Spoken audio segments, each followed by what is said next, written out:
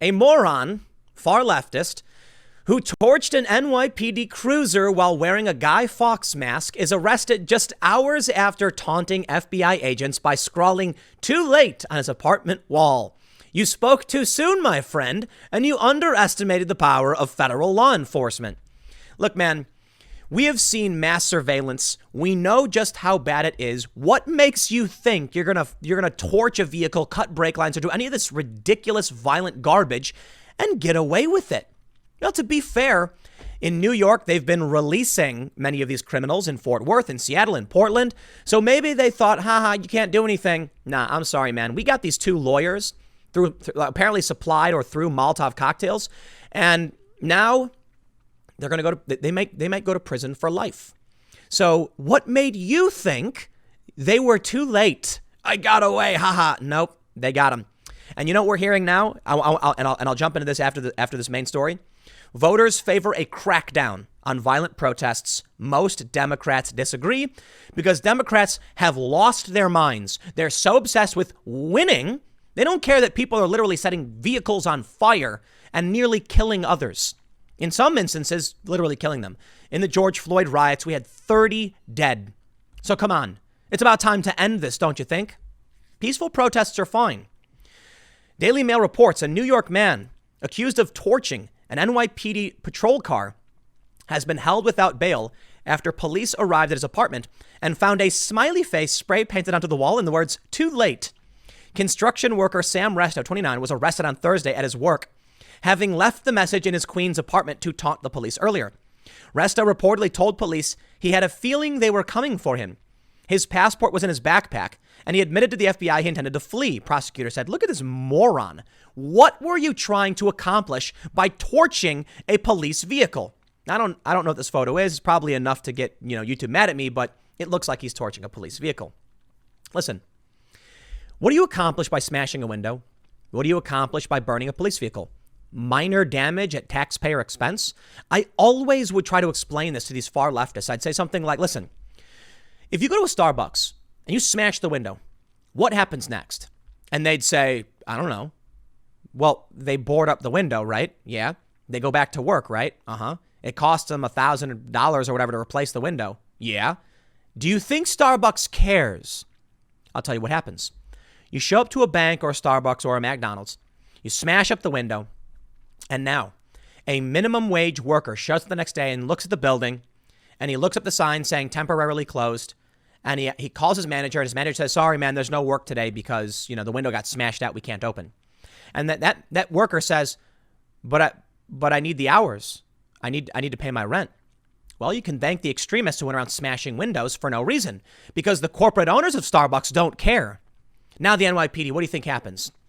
The police vehicle gets torched and they say, okay, we need another one. And that's about it. It's a nuisance to the powers that be, and it's a major detriment to the people of the city. That's why these people are lunatics. They say the afternoon before July 20, the afternoon before, hold on. Resto had been arrested twice before the alleged arson attack. Once in July 10th for allegedly swinging a chain at someone during a parking dispute, and again on July 15th during an anti-police brutality protest on the Brooklyn Bridge.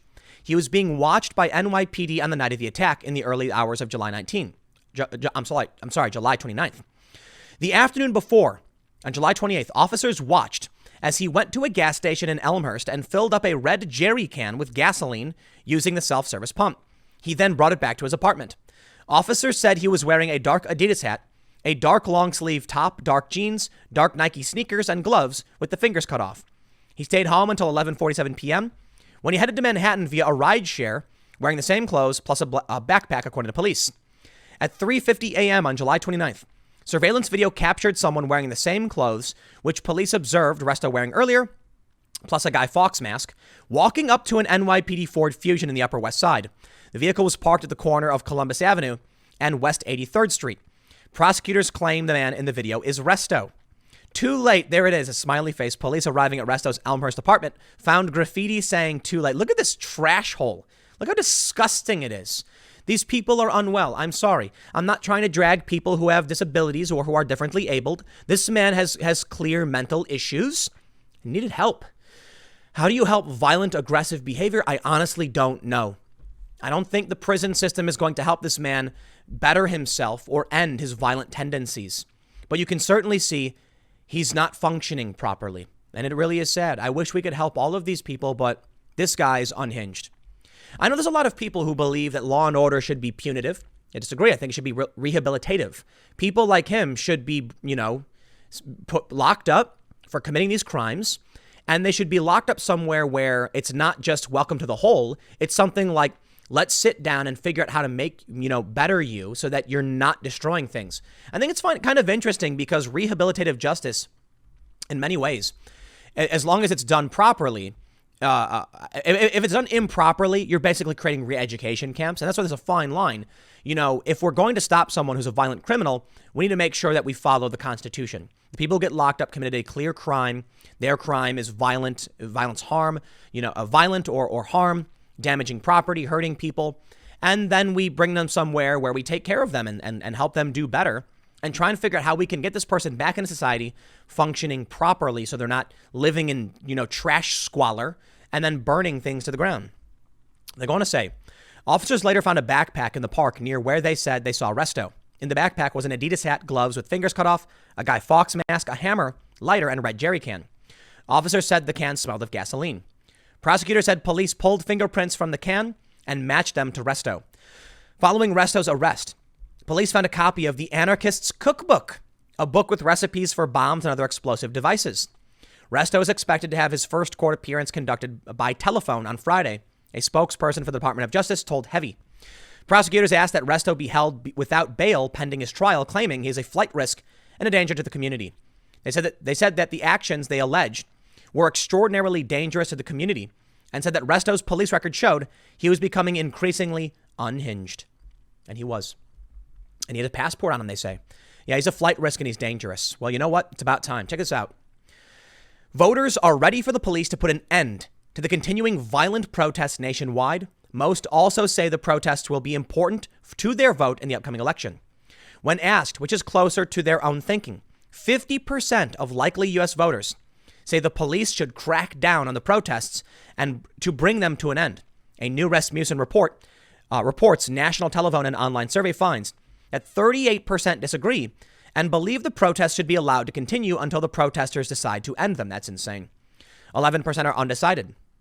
There's a sharp partisan disagreement on the question, though. While 75% of Republicans and a plurality of unaffiliated voters, 47%, think the police should crack down on the protests, just 31% of Democrats agree. 56% of Democrats say the protests should be permitted to continue until the protesters want to end them. Do not vote for Democrats. Wow. Do not give these people power. They are violent and they are unhinged. And the reason why they're probably saying not to stop the protests is because many of them are engaging in the protests. Shouldn't even call them protests.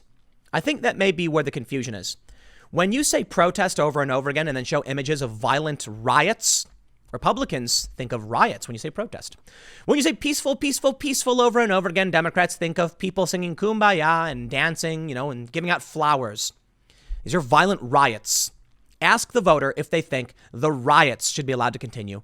And I'd be willing to bet most of them say, no, they shouldn't. Even Democrats. Well, I hope I'm wrong. I hope I'm right. 72% of all voters say they are concerned about the growing level of violent protests nationwide, with 43% who say they are very concerned. 62% say the growing level of violent protest is important to their vote in the next election, including 35% who say it is very important. The survey of 1,000 likely voters. Okay, so we don't need to get into all of that, but I'll tell you what, man. I believe that the greatest gift to Donald Trump is things like this. Democrats saying, no, let them continue. Okay, here's what I'd like to see. Make a video. Any one of these man in the street reporters could do this. Make a video. Ask these people, do you think that the violent Black Lives Matter protests should be allowed to continue? And see how many people who identify as Democrats say, yes, they should. And then ask them about vandalism, looting. Do you believe looting is reparations?